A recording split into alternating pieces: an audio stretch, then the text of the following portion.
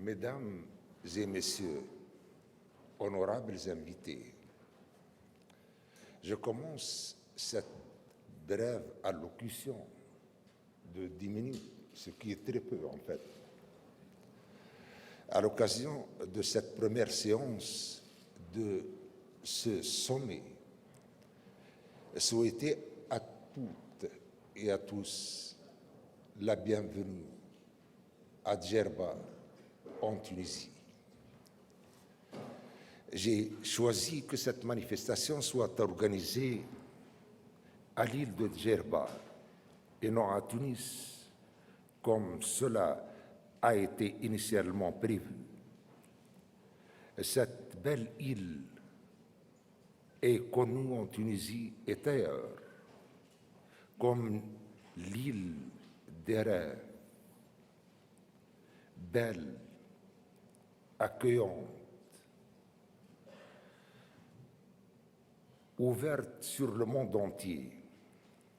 Le choix n'est donc pas fortuit, parce que cet endroit merveilleux peut contribuer à réaliser dans cette île de rêve nos rêves communs. La tenue de ce sommet aujourd'hui est le fruit d'un travail collectif, continu, avec une volonté ferme, non de l'organiser dans les meilleures conditions seulement, mais pour le faire réussir, pour arriver à des résultats tangibles et effectifs. Permettez-moi ici d'exprimer mes remerciements les plus sincères à toutes et à tous en Tunisie et au niveau international, et particulièrement à l'Organisation internationale de la francophonie pour tous les efforts qu'ils ont accomplis avec succès. Excellences, Mesdames et Messieurs, nous sommes tous conscients aujourd'hui des bouleversements que connaît le monde entier. Comme si le troisième millénaire a commencé en 2022 et non pas en 2020, en 2000 ou en 2001. Malgré tous les obstacles et tous les bouleversements, la Tunisie a honoré ses engagements parce que c'est dans ses traditions de respecter tout ce qu'elle s'est engagée à réaliser. Comme tout le monde le sait, il était question à des moments difficiles, pour des raisons multiples, d'organiser ce sommet à distance, par vidéoconférence, voire même, pour certains, de l'annuler pour l'organiser ailleurs. Mais notre volonté inébranlable, avec l'appui de nos amis, a fini par l'emporter. Nous voilà aujourd'hui réunis à Tunis et à Djerba. Excellences, Mesdames et Messieurs, le thème retenu pour ce sommet est le numérique. Vecteur de développement et de solidarité dans l'espace francophone.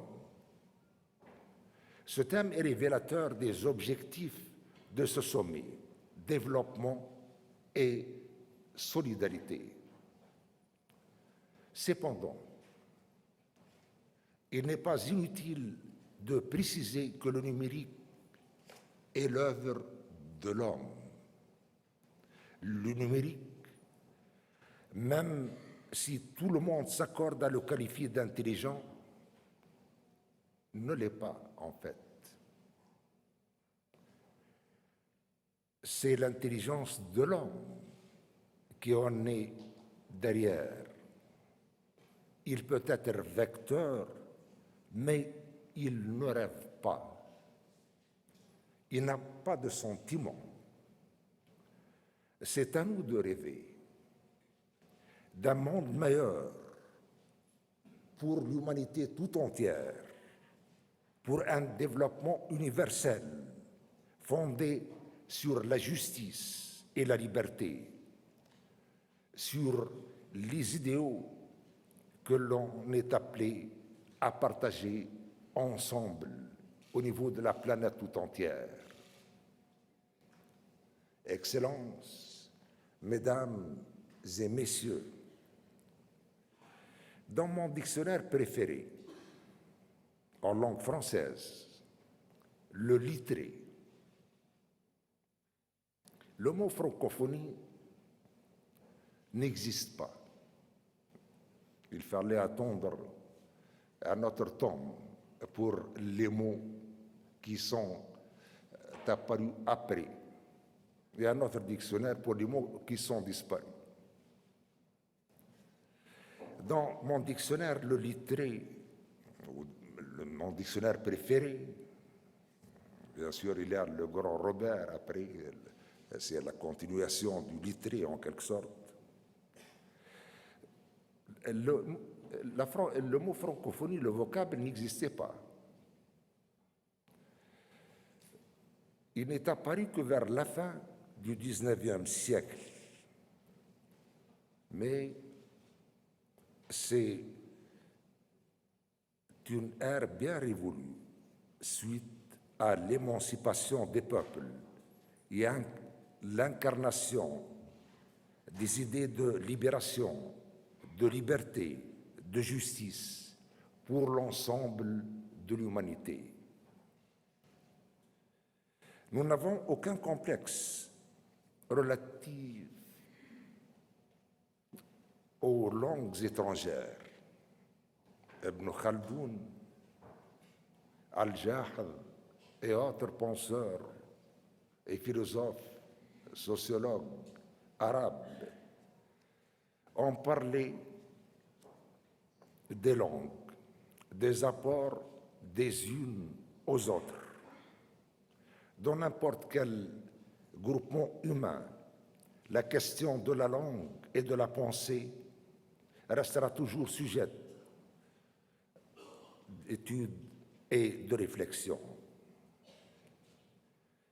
La linguistique diachronique est de nature, dans cet ordre d'idées, à nous permettre d'étudier la langue dans son évolution, dans le temps, sur des durées relativement longues, pour qu'on puisse apercevoir les changements qui se produisent, soit par accommodation aux changements sociaux, soit par influence des autres langues, comme le souligne un auteur français.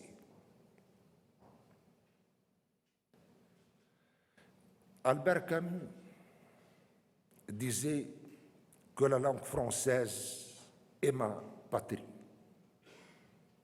Ce n'est pas pour répliquer à ce grand auteur et romancier et penseur. Lors de le 50e anniversaire de l'OIF, je dis que la langue arabe est ma patrie. Il ne s'agit pas ici de confronter les pronoms possessifs, mais de mettre l'accent sur un seul, le nôtre, avec ou sans accent circonflexe. Le thème retenu pour ce sommet est le numérique, vecteur de développement et bien judicieux. Le numérique qui est à la fois un nom et un adjectif, polysémique.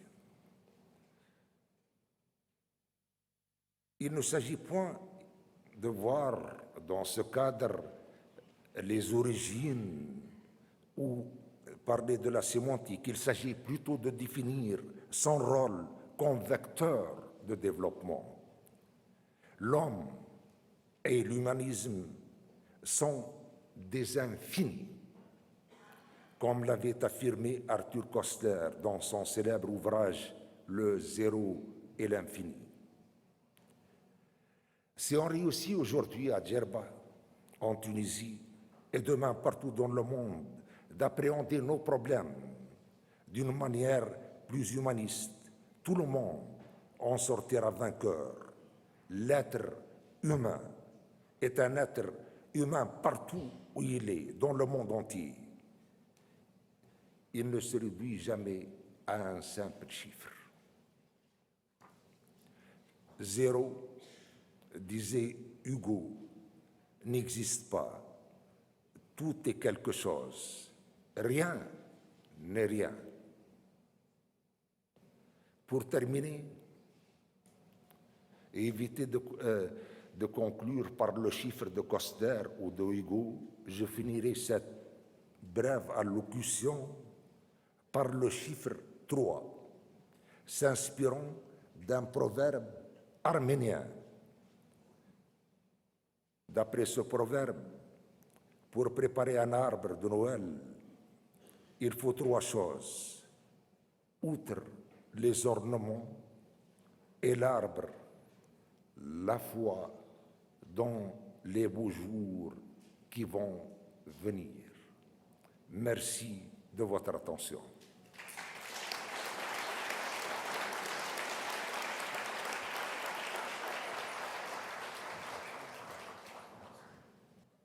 Merci, cher Auria. Monsieur le Président de la République de Tunisie, Monsieur le Premier ministre d'Arménie, Mesdames et Messieurs les chefs d'État et de gouvernement, Mesdames et Messieurs les ministres, Mesdames et Messieurs les chefs de délégation, chers opérateurs de la francophonie, l'Assemblée parlementaire, Monsieur l'administrateur de l'OIF, Mesdames et Messieurs, dans le célèbre roman de Gustave Flaubert, Salammbô, Djerba est présentée comme une île merveilleuse où, je cite, « l'air est si doux qu'il empêche de mourir ». Fin de citation. Nous ne sommes pas rassemblés à Djerba aujourd'hui dans une quête spirituelle d'éternité. Mais nous sommes ici pour que ce 18e sommet de la francophonie permette d'inscrire de manière effective et significative notre organisation dans l'avenir. Au cours de son histoire millénaire et encore aujourd'hui, Djerba est au carrefour des influences culturelles les plus variées. Elle est par là diverse et plurielle, à l'image de la francophonie depuis ses origines. La francophonie vient de l'idée lumineuse, partagée en 1970, voici maintenant 52 ans, par 4 chefs d'État, 3 Africains et 1 Asiatique, de créer ce formidable instrument de rapprochement entre les peuples, cette organisation internationale de la francophonie. Parmi ces visionnaires figure en bonne place un fils de ce beau pays qu'est la Tunisie, Habib Bourguiba, le père de la nation tunisienne, à qui je veux rendre hommage aujourd'hui sur ces terres. Le président Bourguiba était en avance sur son temps, convaincu des bienfaits de la politique interculturelle, adepte de l'éducation bilingue, engagé pour le progrès du statut de la femme, qui reste encore de nos jours des piliers de la société tunisienne, mais aussi et surtout de la coopération francophone. Il avait d'ailleurs compris très tôt, Habib Bourguiba, l'immense pouvoir de rassemblement de la langue française. N'avait-il pas, dès 1965, devant l'Assemblée nationale du Niger, qualifié la langue de, et je cite encore une fois, « lien remarquable de parenté qui dépasse en force le lien de l'idéologie ». Fin de citation. Il avait précisé, je cite encore, « La langue française constitue l'appoint à notre patrimoine culturel, enrichit notre pensée exprime notre action, contribue à forger notre destin intellectuel et à faire de nous des hommes, et j'ajoute, et des femmes à part entière. Fin de citation. En 2020, nous aurions voulu célébrer l'âge de maturité de notre organisation, son cinquantenaire, mais la pandémie nous a obligés à reporter par 2 fois notre sommet. Cela n'a fait qu'amplifier notre volonté de réfléchir à l'avenir de notre organisation, de l'inscrire et de la positionner fermement dans le présent pour mieux l'orienter vers cet avenir. Au moment de mon élection à Erevan, en Arménie, en 2018, la francophonie institutionnelle avait une belle trajectoire derrière elle. D'abord, l'expérience originale de coopération grâce à la langue partagée au service de la diversité et du dialogue des cultures.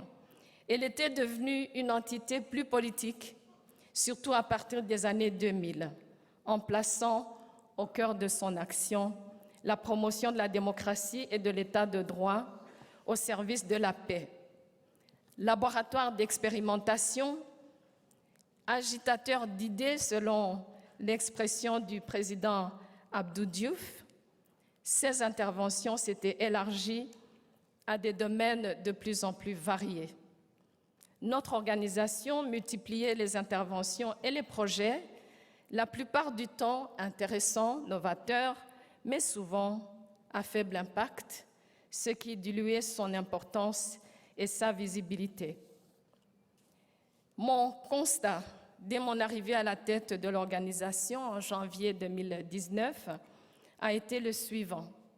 50 ans après la signature du traité fondateur de Niamey, il devenait urgent de faire évoluer l'action de l'OIF pour la rendre plus pertinente dans un monde multipolaire composé de nombreuses organisations régionales ou spécialisées.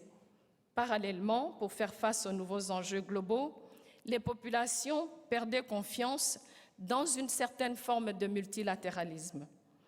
Qu'il s'agisse de défis sécuritaires, environnementaux, liés à la révolution technologique et numérique ou à l'égalité entre les femmes et les hommes. L'organisation avait besoin de se renouveler pour y apporter des réponses plus adéquates. Elle devait aussi ajuster ses interventions à son budget, somme toute modeste, être davantage présente sur le terrain, s'asseoir confortablement et à sa juste place et accroître sa légitimité sur la scène internationale. Elle devait, avant toute autre chose, mettre fin à un mode de fonctionnement lourd et complexe, peu adapté à l'ère des résultats tangibles et de la communication instantanée. Mesdames et messieurs les chefs d'État et de gouvernement, au sommet d'Erevan, vous-même ou vos prédécesseurs m'avez fait confiance pour incarner et diriger ce changement devenu indispensable. L'heure est désormais aux premiers résultats de la transformation dans laquelle j'ai engagé notre organisation. Il faut dire que ces 4 dernières années, le climat a été peu favorable. Des tempêtes d'une violence exceptionnelle ont secoué le monde et l'espace francophone. Une pandémie d'une ampleur inédite, la récession économique qui s'en est suivie, la multiplication de crises et de conflits politiques, les effets de plus en plus catastrophiques et de plus en plus tangibles du réchauffement de la planète. Mais je suis heureuse de vous dire que ces circonstances adverses ne nous ont pas empêchés d'avoir des résultats probants et encourageants. Tout cela n'aurait pas été possible, mesdames et messieurs, sans votre soutien, et je vous remercie. Une organisation ne peut pas changer, ne peut pas se réformer sans l'accompagnement des États membres, vous, les actionnaires de la francophonie. L'OIF, grâce à une action plus resserrée autour de projets phares, centrés sur ce qui fait sa valeur ajoutée, est devenue plus pertinente. Elle est de plus en plus présente et solidaire sur le terrain, par des actions qui peuvent changer le quotidien de nos populations. En coordination avec ses partenaires, elle contribue aux enjeux globaux. Elle a aussi modernisé ses processus de gestion et de gouvernance pour gagner en agilité et en efficacité. Effectivement, il serait abusif de dire que cette transformation qui vise à faire de l'OIF une organisation d'excellence est totalement aboutie. Nous avons commencé à en récolter les premiers fruits et on en attend beaucoup d'autres. Notre organisation doit donc continuer à évoluer sans remettre en cause sa spécificité ni son identité. Nous savons qui nous sommes et d'où nous venons. Je vais vous faire des propositions sur lesquelles j'ai mené une réflexion sérieuse avec vos représentants depuis 2019 afin de déterminer ensemble de manière encore plus précise où nous allons dans notre séance à huis clos de cet après-midi consacrée à la francophonie de l'avenir. Je considère pour ma part que nous allons vers une francophonie renouvelée, où chaque pays a pleinement sa place. Tous les pays, tous les gouvernements membres de notre organisation comptent à mes yeux. Fidèle au nouveau cadre stratégique 2023-2030 que vous allez aussi adopter et qui aura en ligne de mire 3 principaux objectifs, j'en parle brièvement. Tout d'abord, l'action pour nos citoyens, qui reposera sur quelques grands projets phares à fort impact autour d'un nombre limité de thématiques: langue française, éducation, développement durable, francophonie économique et numérique. J'aurai l'occasion d'y revenir lors de la présentation de mon rapport d'activité dans un instant. Deuxièmement, l'influence comme deuxième objectif. Dans notre monde fracturé, la francophonie doit demeurer en trait d'union, un forum privilégié d'écoute, d'échange, de dialogue, constamment en alerte pour éviter que les tensions ne dégénèrent en conflit. Troisièmement, l'attractivité constitue notre objectif majeur. L'espace francophone est dynamique. Plusieurs de nos pays membres ont un potentiel de croissance forte et soutenue. Le succès des 2 premières missions économiques et commerciales l'a montré. Il est de notre devoir de mener la bataille pour l'emploi des jeunes de notre espace. Les jeunes francophones nous demandent de contribuer non seulement à leur éducation, mais à leur trouver de l'emploi. C'était l'objectif premier des jeunes que la francophonie, l'OIF, a consulté pendant l'année 2020. Monsieur le Président de la Tunisie, Mesdames et Messieurs les chefs d'État et de gouvernement, nous allons ainsi vers une francophonie plus soudée entre ces États et gouvernements pour l'élaboration de positions communes, portées dans les instances de décision internationales au service d'une mondialisation et d'un multilatéralisme repensé, d'un développement plus inclusif, d'une gouvernance mondiale plus équitable. Nous allons vers une francophonie décomplexée. Je me considère comme une francophone décomplexée. Une langue française pleinement assumée par toutes et tous, aux côtés des autres langues. En effet, à part la France, tous nos autres membres ont une ou d'autres langues. C'est cette francophonie-là que nous voulons bien installer dans l'avenir et la rendre plus pertinente. Nous allons vers une francophonie connectée, c'est le thème de ce sommet, qui contribue à la construction d'un espace numérique plus inclusif, vecteur de développement et de solidarité, attentif à la diversité culturelle et linguistique. Nous allons, je l'espère vivement, vers une francophonie avec toujours plus d'ambition, mais aussi de moyens pour les satisfaire. Le destin de la francophonie est entre vos mains.